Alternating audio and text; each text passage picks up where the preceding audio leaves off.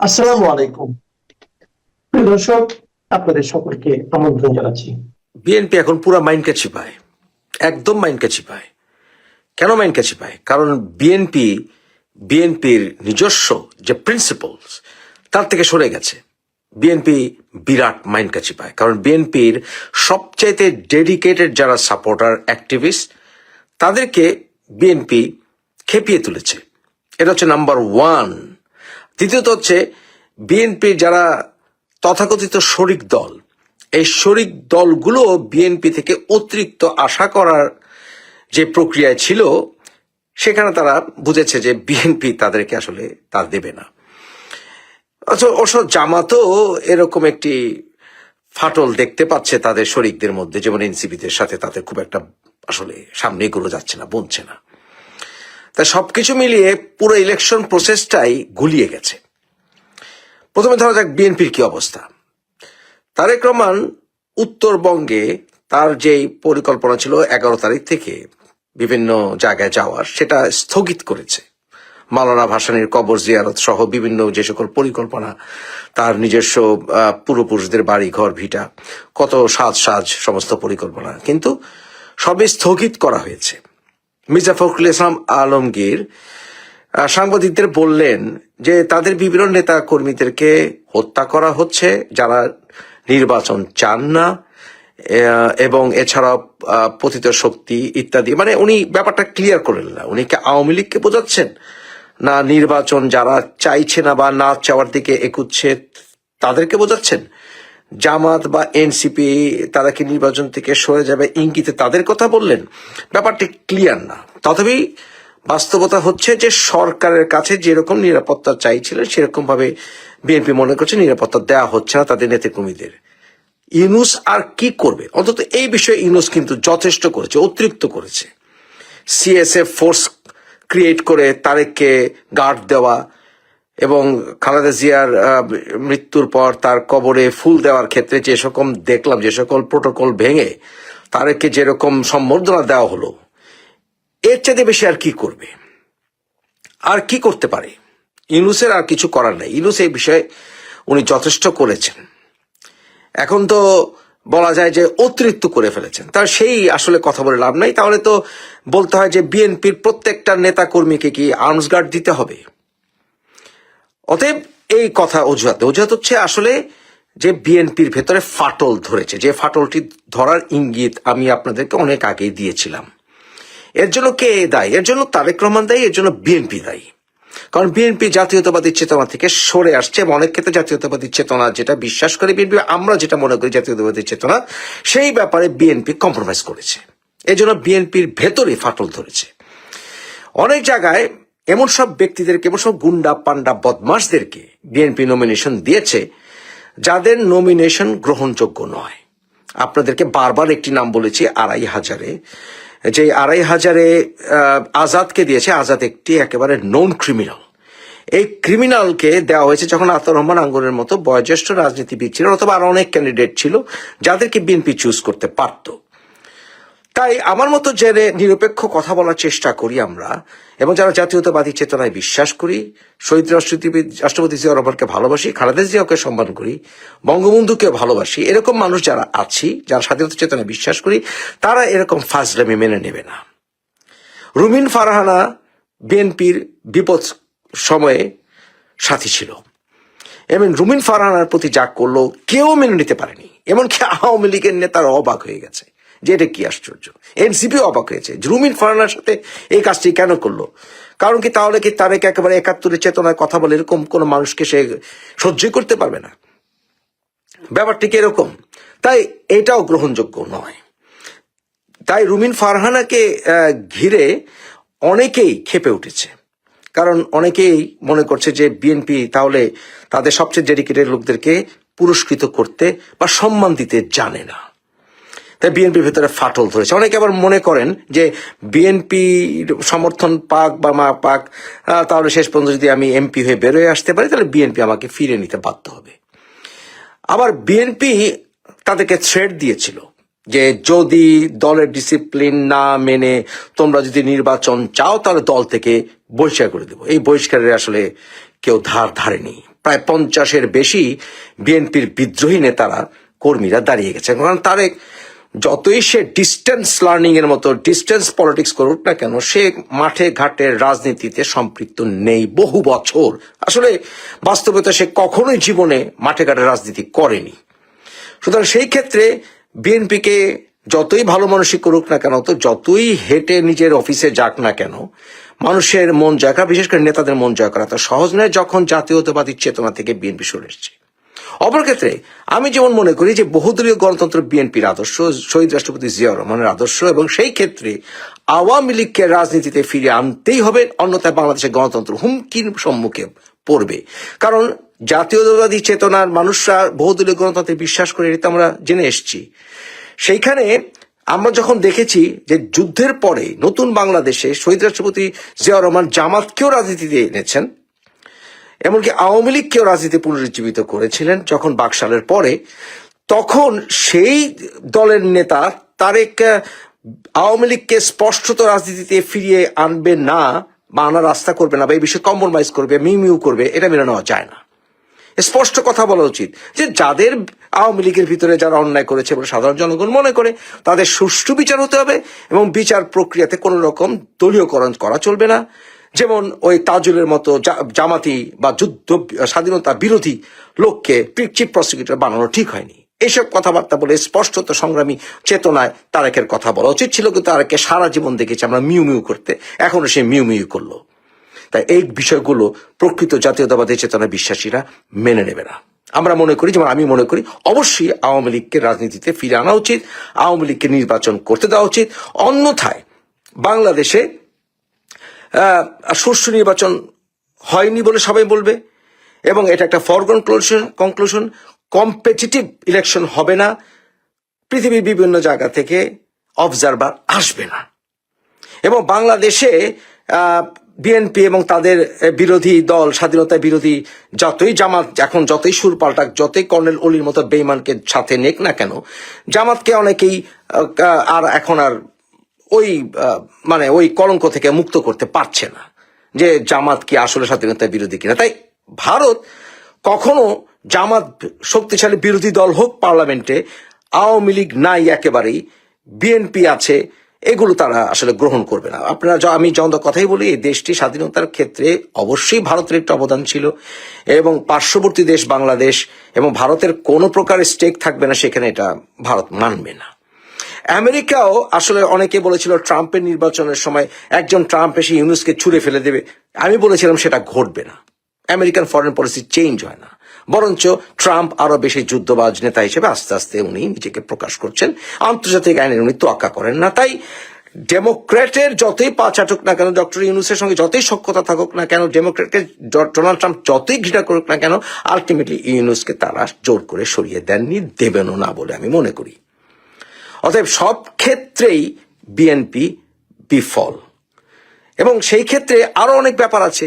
BNP তার বিভিন্ন candidate চুজের ক্ষেত্রে শুধুমাত্র গুন্ডা পান্ডাদেরকে শুধু অনেক ক্ষেত্রে বেছে নেয়নি, বেছে নিয়েছে যারা কিনা সরাসরি সংবিধান বিরুদ্ধ। বিএনপি তো সংবিধান বাতিল হয়ে যাক এটা চায়নি, বর্তমানে তো বিপ্লবী সরকারও না, সাংবিধানিক সরকারও না, ইন্টারিম গভর্নমেন্টও না, যে এই সরকারের আসলে ইলেকশন হোল্ড করার কোনো আসলে আইনি বৈধতাও নাই। বিপ্লবী সরকার হলে বুঝতাম যে সংবিধান স্থগিত হয়ে গেছে, বিপ্লবী সরকার, এখন জেনতেন একটা নির্বাচন করা যায়, দ্বৈত নাগরিকত্ব থাকলে কি আর না থাকলে কি, হু কেয়ার্স। কিন্তু তা তো নয়। তাহলে ধরি মাছ নাচি পনির করলে তো হয় না, এটা রাজনীতি নয়। এখন আমরা দেখতে পাচ্ছি যেমন মালেকের মতো, কায়সারের মতো দ্বৈত নাগরিক, যাদের নাগরিকত্ব ক্যান্সেলেশন কোনো প্রমাণ নেই, তাদেরকেও নমিনেশন দিয়ে বসে আছে জেনে শুনে, সংবিধান ভায়োলেট করে। তারেকের নিজের ব্যাপারও আমি 100% এখনো ক্লিয়ার হতে পারিনি। তাহলে সবকিছু মিলিয়ে এমন দ্বৈত নাগরিকত্বের বিষয়ে অনেক প্রবলেম আছে। আবার দেখলাম যে গণ অধিকারের ওই ভিপি নূর, সেও বলছে যে 40টা আসন চেয়েছিল তার শরিকরা, কিন্তু সেটা দেয়নি, মানে তাদের অসন্তুষ্টিও প্রকাশ পাচ্ছে। এবং এনসিপিতে তো ফাটল ধরেই গেছে। আমার যেটা মনে হয়, যেটা হলে বোধহয় মজাই হয়, সেটা হচ্ছে বিএনপির বিদ্রোহী যারা, তারা প্লাস পরিশোধিত আওয়ামী লীগের পরিশোধিত রাজনীতি যারা করেন, যারা সুষ্ঠু আওয়ামী লীগে বিশ্বাস করেন, বঙ্গবন্ধুকে ভালোবাসেন, এরকম লোকরা প্লাস বিদ্রোহী এনসিপিরা যারা জামাতের জোটের সঙ্গে যায়নি, তাদেরকে মিলে একটি সংগঠন করা যেতে পারে বা একটি দলীয় দল গঠন করা যেতে পারে ভবিষ্যতে, সেটা ভেবে দেখার দরকার আছে। তাই সবকিছু মিলে তারেক এরকম বর্মপরে রাজনীতি করবে, তার এত বড় থ্রেট, তার দলের তার বিরুদ্ধে এত বড় থ্রেট, তাহলে রাজনীতি হয় না। এ প্রধানমন্ত্রী হবে কিভাবে? বিভিন্ন দেশের যারা রাষ্ট্রদূত তারা এসে তারেকের সাথে দেখা করছে, জামাতের সাথেও দেখা করেছিল। দেখা করা অর্থ এই নয় যে তারেক রহমানকে বৈধতা দিয়েছে এবং তারা মেনে নিয়েছে যে তারেক ভবিষ্যৎ প্রধানমন্ত্রী। তারা আসছে সত্যিকার অর্থে তারেকের মনোভাব জানার জন্য, তারেকের পলিসি বোঝার জন্য এবং ইত্যাদি। এবং আজকে দেখলাম আবার বিএনপি নেতা দুলু উনি বললেন যে বিএনপি 250 সিট পেলেও সবাইকে নিয়ে সাথে নিয়ে রাজনীতি করবে, সব দলকে সাথে নিয়ে রাজনীতি করবে। মানে কি? আওয়ামী লীগ তো কথাটা স্পষ্ট করে বললে হয় যে আওয়ামী লীগও ইনক্লুডেড, আওয়ামী লীগকে আমরা রাজনীতি ফিরিয়ে আনবো। তাহলে বিএনপি কেন বলছে না যে আওয়ামী লীগ ইলেকশনে কোথায়? তাহলে বুঝতাম যে রাজনীতি হচ্ছে। একটা জিনিস ভুললে চলবে না, আমি শেখ হাসিনার বিগ ফ্যান নই, আমি শেখ হাসিনার দল করি না, কিন্তু আমি মনে করি যে আওয়ামী লীগের রাজনীতি করার অধিকারের জন্য আমি সংগ্রাম করতে পারি এবং এটার জন্য আমাকে আওয়ামী লীগ হওয়ার প্রয়োজন নাই। আমি আপনার মতকে অপছন্দ করতে পারি, কিন্তু আপনার মত প্রকাশের এবং রাজনীতি করার অধিকারের জন্য আমি সংগ্রাম করব, যদি না আপনি সন্ত্রাসী দল হন। আওয়ামী লীগ কোনো ফ্যাসিস্ট রাজনৈতিক আদর্শে বিশ্বাস করে না, যতই তারা কথা বলুক না কেন। অতএব সবকিছু মিলিয়ে একটা জগা খিচুড়ি অবস্থায় এখন চলছে। এটা বেশি দিন চললে নির্বাচন হবে না। এনসিপি জামাত তারা যথেষ্ট বিরূপ মন নিয়ে এখন চলছে। তা আমি মনে করি শেষ পর্যন্ত বোধহয় আমার 1 বছর আগের সেই কথা বোধহয় ফলতে যাচ্ছে, বোধহয় ফেব্রুয়ারি নির্বাচনটা হবে না। কারণ এই পরিস্থিতিতে এরকম গন্ডগোলের ভিতরে নির্বাচন গ্রহণযোগ্য হবে না। এগুলো ঠিক করতে হবে, দরকার হলে 1-2 মাস পরে করেন নির্বাচন। কিন্তু এগুলি সবকিছু নিয়ে স্পষ্ট কথা বলেছে একজন নেতা, যে বিষয়ে টনি ব্লেয়ার একটা বই লিখেছিলেন, যে নেতাকে অনেক সময় মানুষ তাৎক্ষণিকভাবে ডিসলাইক করতে পারে, কিন্তু নেতাকে সেই রিস্ক নিতে হয় যে সাধারণ জনগণের অপছন্দনীয় কিছু কথা বলেও প্রিন্সিপালে থাকতে হয়। কারণ তারেকের উচিত বর্তমানে, যদি সত্যি সে জাতীয়তাবাদী চেতনায় বিশ্বাস করে, সত্যি সে জিয়ার আদর্শ হোল্ড করে থাকে, যে স্পষ্ট করে কথা বলা, যে কথাগুলি আমি বললাম, তাহলে বিএনপি আবার চাঙ্গা হবে, বাংলাদেশে প্রকৃত গণতন্ত্র ফিরে আসবে। কারণ শেখ হাসিনা চলে গেছেন এর অর্থ এই নয় আওয়ামী লীগ চলে গেছে। বর্তমানে ইরান কিন্তু তার প্রমাণ।